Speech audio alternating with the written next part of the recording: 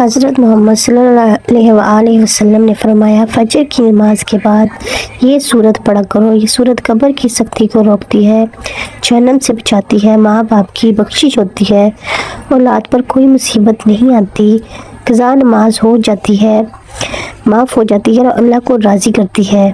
وہ صورت یہ ہے محترم ناظرین کہ ایسی صورت جو قبر کی ہولناکیوں کو روک دیتی ہے، یہ صورت جہنم کی آگ سے بچا لیتی ہے۔ یہ وہ صورت ہے جو اللہ کو اتنی محبوب ہے کہ جس سے رب راضی ہو جاتا ہے۔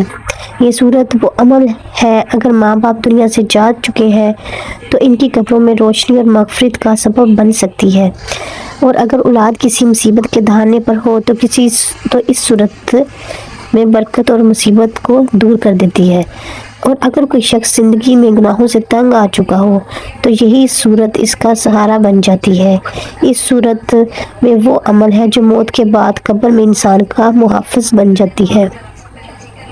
جب فرشتے سوالات کرتے ہیں تو یہ صورت آسانی پیدا کر دیتی ہے۔ جب انسان پل صراط پر سے گزرتا ہے تو یہی صورت اس پل صراط سے قدموں کو بجلی کی طرح تیز کر دیتی ہے تاکہ وہ لمحوں میں گزر جائے۔ جب جہنم سامنے یہی صورت دیوار بن جاتی ہے، یہاں تک کہ جنت کے فرشتے بھی اس کے لیے دروازے کھول دیتے ہیں۔ محترم عزیزو، یہ صورت عام نہیں ہے، یہ ان لوگوں کے لیے ہے جو سچے دل سے رب کی طرف پلٹنا چاہتے ہیں، جو اپنے اعمال کو بخشوانا چاہتے ہیں، اور جو یہ چاہتے ہیں کہ مرنے کے بعد ان کے ساتھ کوئی ایسی چیز ہو جو ہر سخت مرحلے پر ان کا ساتھ دے۔ اور وہ صورت کون سی ہے، وہ عمل کون سا ہے جو بچائے گا اور دنیا میں آپ کے رزق و دولت میں اضافہ فرمائے گا؟ انشاءاللہ محترم عزیزو، قیامت کا دن وہ دن ہے جب ہر انسان نفسا نفسی کی دوڑ میں لگا ہوگا۔ انسان اپنے سگے بھائی کو دیکھے گا تو منہ پھیر لے گا اور جیسے ہی پہچاننے سے انکار کر دے گا۔ ماں جو دنیا میں اپنے بچوں سے بے حد محبت کرتی ہے، راتیں جگا کرتی تھی، اس دن اپنے بچوں سے بھاگے گی، اور باپ جو اپنی اولاد کے لیے رزق کما کر لاتا ہے خود بھوکا رہتا ہے، اس دن اپنے بیٹے کو دیکھ کر آنکھیں پھیر لے گا۔ اللہ تعالیٰ قرآن مجید میں فرماتا ہے کہ جس دن انسان اپنے بھائی سے بھاگے گا، اپنی ماں اور باپ سے، اپنی بیوی اور بچوں سے، ہر شخص کو اس دن اپنی ہی فکر ہوگی کہ ہر شخص کو اس کے احوال کے مطابق پسینہ آئے گا۔ مطلب محترم عزیزو، اس دن کا تصور کرتے ہی دل کانپ جاتا ہے، مگر ہمیں حضور نبی کریم صلی اللہ علیہ وسلم کی سیرت سے وہ اعمال بھی ملتے ہیں جو انسان کو اس دن کے عذاب اور قبر کی سختی سے محفوظ رکھتے ہیں۔ انہی میں سے ایک عمل یہ بھی ہے جس کا ذکر آج اس ویڈیو کے آخر میں کروں گی۔ امیر المومنین حضرت علی کرم وجہ کریم بیان کرتے ہیں کہ نماز فجر کے بعد نبی کریم صلی اللہ علیہ وسلم صحابہ کرام کی طرف متوجہ ہوئے اور ارشاد فرمایا، کیا میں تمہیں ایک ایسی صورت نام بتاؤں، ایک ایسا عمل نام بتاؤں، ایسی چیز نام بتاؤں جو اللہ کے نزدیک سب سے زیادہ محبوب ہے، جو قیامت کے دن تمہارے لیے روشنی بنے گی، تمہارے گناہوں کا کفارہ ہوگا اور تمہیں جنت کی طرف لے جائے گی؟ صحابہ کرام نے ارشاد فرمایا، ضرور رسول اکرم صلی اللہ علیہ وسلم۔ آپ صلی اللہ علیہ وسلم نے فرمایا، وہ عمل ذکر اللہ ہے۔ یہ وہ ذکر ہے جس کے لیے قرآن میں فرمایا گیا کہ اللہ کے ذکر سے دلوں کو سکون حاصل ہوتا ہے۔ یہ ذکر دنیا میں انسان کے سینے کو نورانی بناتا ہے اور آخرت میں نجات کا ذریعہ بنتا ہے۔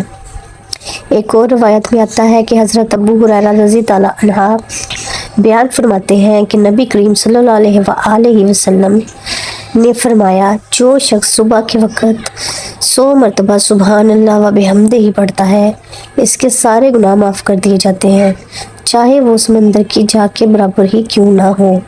اسی طرح حضرت فاطمہ الزہرا رضی اللہ عنہا کو جب مشقت ہوئی تو آپ صلی اللہ علیہ وسلم نے ان کے لیے کوئی خادمہ یا خادم یا نوکر نہیں رکھا، بلکہ فرمایا سونے سے پہلے 33 مرتبہ سبحان اللہ، 33 مرتبہ الحمدللہ اور 33 مرتبہ اللہ اکبر، یہ تمہارے لیے خادم سے بہتر ہے۔ محترم عزیز بہن بھائیوں، ذکر و اذکار صرف زبان کی حرکت نہیں بلکہ دل کی توجہ کا نام ہے۔ جو لوگ دنیا میں صبح شام کے اذکار کے پابند ہو جاتے ہیں، ان کے چہرے پر نور ہو جاتے ہیں، ان کی زندگی میں سکون اتر آتا ہے، ان کے گھروں میں کاروبار برکت کا نزول ہونے لگتا ہے۔ یہی ذکر موت کے بعد قبر میں انسان کا ساتھی بن جاتا ہے۔ حضرت برا بن عازب رضی اللہ عنہ سے روایت ہے کہ نبی کریم صلی اللہ علیہ وآلہ وسلم نے فرمایا، جب بندے کو قبر میں رکھ دیا جاتا ہے اور وہ اپنے ساتھیوں کی جوتیوں کی آہٹ سن رہا ہوتا ہے تو اس وقت اگر وہ مومن ہو تو نماز اس کے سرہانے آ جاتی ہے، روزہ دائیں کی طرف، زکوٰۃ بائیں طرف اور دیگر نیک اعمال پاؤں کی طرف آ جاتے ہیں۔ جب فرشتے سوال کرنے آتے ہیں تو ہر طرف سے یہ اعمال اس کا دفاع کرتے ہیں۔ اور یاد رکھیں محترم ناظرین، جس شخص کے پاس دنیا میں اعمال کی طاقت ہوگی وہ قیامت کے دن پرسکون ہوگا۔ حضرت علی رضی اللہ عنہ جب کسی قبر کے پاس کھڑے ہوتے تو اتنا روتے کہ ان کی داڑھی مبارک بھیگ جاتی۔ جب ان سے پوچھا گیا کہ جنت اور دوزخ کا ذکر سن کر آپ اتنا کیوں روتے ہیں، آپ نے فرمایا قبر آخرت کی پہلی منزل ہے، جو اس سے بچ گیا وہ آگے بھی بچ جائے گا۔ یہی وجہ ہے کہ حضور نبی کریم صلی اللہ علیہ وآلہ وسلم نے صحابہ کرام کو قبر اور قیامت کی ہولناکیوں سے بچنے کے لیے اذکار تسبیحات کا تحفہ دیا۔ محترم ناظرین، انسان جب دنیا سے رخصت ہوتا ہے تو اس کے ساتھ نہ کوئی مال جاتا ہے، نہ جائیداد، نہ عہدہ، نہ شہرت، قبر میں صرف اس کے اعمال جاتے ہیں اور یہی اعمال اس کے لیے روشنی، حفاظت اور نجات کا ذریعہ بنتے ہیں۔ اگر اعمال نیک ہو تو قبر باغوں میں سے ایک باغ بن جاتی ہے، اور اگر اعمال گناہوں سے بھرے ہوں تو قبر جہنم کے گڑھوں میں سے ایک گڑھا بن جاتی ہے۔ قرآن مجید میں فرمایا گیا کہ ہر شخص نے موت کا مزہ چکھنا ہے اور تمہیں تمہارے اعمال کے دن بھی آ جائے گا، بس جو جہنم سے بچا لیا گیا اور جنت میں داخل کر دیا گیا وہی کامیاب ہوا۔ قبر کی پہلی رات ہی وہ مقام ہے جہاں سے انسان کی دائمی ٹھکانے کا آغاز ہوتا ہے۔ نبی کریم صلی اللہ علیہ وآلہ وسلم نے فرمایا کہ قبر یا تو جنت کے باغوں میں سے ایک باغ ہے یا جہنم کے گڑھوں میں سے ایک گڑھا ہے، اور اگر بندہ نیک ہو تو قبر کشادہ ہو جاتی ہے، روشنی سے بھر جاتی ہے اور اس کے ساتھ ایک خوبصورت شکل والا نیک عمل آ کر اس کا ساتھی بن جاتا ہے، اور اگر بندہ بدعمال ہو تو قبر تنگ ہو جاتی ہے۔ تو پیارے ناظرین، پیارے مسلمان بہن بھائیوں، اگر عمل نیک نہ ہو تو اس کے اندر اندھیرا چھا جاتا ہے اور اس کے ساتھ بدترین شکل والا گناہوں کا بوجھ اس کا عذاب بن جاتا ہے۔ اس لیے جب ہم یہ سورت فجر کی نماز کے بعد پڑھتے ہیں، جس کا ذکر ابھی میں تھوڑی دیر میں کروں گی، تو یہی سورت قبر کے اندر روشنی بن جائے گی۔ حضرت بلال رضی اللہ عنہ کو اذان کی خدمت ملی کیونکہ ان کا دل ذکر سے بھرپور تھا۔ محترم ناظرین، میرے پیارے مسلمان بہن بھائیوں، وقت کی نزاکت کو سمجھیں، قیامت کو آثار کو سمجھیں۔ قیامت کے آثار ہمارے سامنے آ چکے ہیں، دن بدن سخت ہوتے جا رہے ہیں، رزق سے برکت اٹھتی جا رہی ہے، گھروں میں سکون نہیں، قبروں میں روشنی نہیں، باتوں میں اثر نہیں، اور پھر بھی ہم غافل ہیں۔ ہم میں سے کتنے لوگ ہیں جو یہ چاہتے ہیں کہ ان کے والدین کی مغفرت ہو، ان کی قبر جنت کا باغ بن جائے، ان کی زندگی سکون سے بڑھ جائے اور قیامت کے دن ان کا پل صراط سے گزرنا بجلی کی طرح آسان ہو۔ اور موت کے بعد کی زندگی، جب اندھیری رات ہو، جب قبر تنہا ہو، کوئی ساتھ نہ ہو، تو صرف اللہ کا ذکر ہمارے ساتھ ہو۔ تو آئے جانتے ہیں کہ آج کی اس بابرکت خوبصورت وظیفے کے بارے میں جو میں آپ کے ساتھ شیئر کرنے جا رہی ہوں۔ یہ سورت آپ نے فجر کی نماز کے بعد پڑھنی ہے۔ بس ایک آپ کا دل صاف ہو، دل اللہ کی طرف جھکا ہو، توجہ صرف اللہ پر ہو، یقین صرف اللہ پر ہو، تو انشاءاللہ یہ سورت ہماری زندگی کو بدل دے گی۔ سب سے پہلے درود پاک کا نذرانہ پیش کریں گے، کیونکہ ہر نیکی کی ابتدا درود پاک سے ہوتی ہے۔ درود پاک پڑھنے کے بعد آپ نے ایک تسبیح 100 مرتبہ تیسرے کلمے کا ورد کرنا ہے۔ اس عظیم ورد کو کرنے کے اندر اللہ کی پاکیزگی، شکر گزاری، توحید اور کبریائی جمع ہے۔ اس کا ترجمہ کچھ یوں ہے: اللہ پاک ہے، تمام تعریفیں اللہ کے لیے ہیں، اللہ کے سوا کوئی معبود نہیں، سب سے بڑا ہے۔ یہ کلمات جنت کے خزانے ہیں۔ نبی کریم صلی اللہ علیہ وسلم نے فرمایا، یہ کلمات میرے لیے دنیا مافیہ سے بہتر ہیں۔ یہ وہ کلمات ہیں کہ جن کے ذریعے قبر کے اندھیرے روشنی میں بدل جاتے ہیں، جس سے قیامت کے دن وزن بڑھ جاتا ہے۔ جو شخص اس کو 100 مرتبہ صرف 100 مرتبہ روزانہ پڑھے، اللہ اس کے والدین کی قبر روشن فرما دیتا ہے، اس کے رزق میں برکت عطا فرما دیتا ہے اور سب سے بڑھتا ہے۔ اب دوسرا وظیفہ یہ کرنا ہے کہ آپ نے اللہ کے صفاتی ناموں میں سے ایک ایسا نام 100 مرتبہ پڑھنا ہے جو مغفرت کا سبب بنے گا۔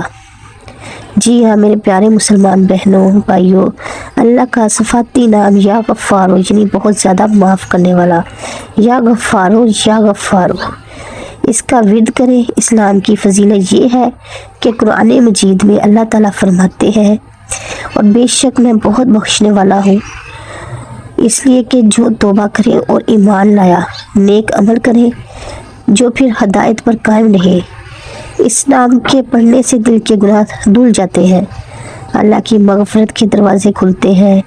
نبی کریم صلی اللہ علیہ وآلہ وسلم نے فرمایا، جو بندہ سچے دل سے یا غفارو کہتا ہے، اللہ اس کے بڑے سے بڑے گناہ بھی معاف فرما دیتا ہے۔ حضرت حسن بصری رحمۃ اللہ علیہ فرماتے ہیں کہ جو شخص رات کو سوتے وقت یا غفارو کہتا ہے، اللہ اس کو ایسی نیند دیتا ہے جو صبح اس کے گناہ کو توڑ ڈالتی ہے۔ پھر آپ نے ایک مرتبہ سورۃ واقعہ کی تلاوت کرنی ہے۔ اب آخر میں پھر سے درود پاک ایک دفعہ پڑھ لینا ہے اور اللہ کا شکر ادا کریں کہ اس نے آپ کو یہ توفیق دی کہ آپ نے اس عظیم سورت کا اہتمام کیا۔ یاد رکھیں کہ یہ ذکر صرف الفاظ کا نہیں بلکہ روح کی بیدار کرتا ہے اور قبر کو جنت بناتا ہے۔ میرے پیارے مسلمان بہن بھائیوں، اگر آپ کو اس سورت کی فضیلت میں متاثر کیا اور اگر آپ چاہتے ہیں کہ پوری اس رات سے بجلی کی تیزی سے گزر جائے اور اللہ رب العزت کا قرب حاصل ہو، تو اس سورت کو فجر کی نماز کے بعد اپنا معمول بنا لیں، خود بھی پڑھیں اور زیادہ سے زیادہ لوگوں تک پہنچائیں تاکہ وہ بھی اس کو پڑھ کر آپ کے حق میں بھی دعا کر سکیں، اور ویڈیو کو شیئر کریں تاکہ وہ بھی اس سے فائدہ مند ہو سکے۔ صدقہ جاریہ سمجھ کے ویڈیو کو شیئر کریں، اس کا اجر بہت عظیم ہے۔ اور ویڈیو کے آخر میں ہمیشہ کی طرح اللہ تعالیٰ میرا سنانا اور آپ کا سننا اپنی پاک بارگاہ الہی میں قبول و منظور فرمائے۔ حاضر ہوں گی پھر کسی اچھے وظیفے اور معلوماتی ویڈیو کے ساتھ، تب تک اپنی دعاؤں میں یاد رکھیے گا۔ اللہ حافظ، فی امان اللہ۔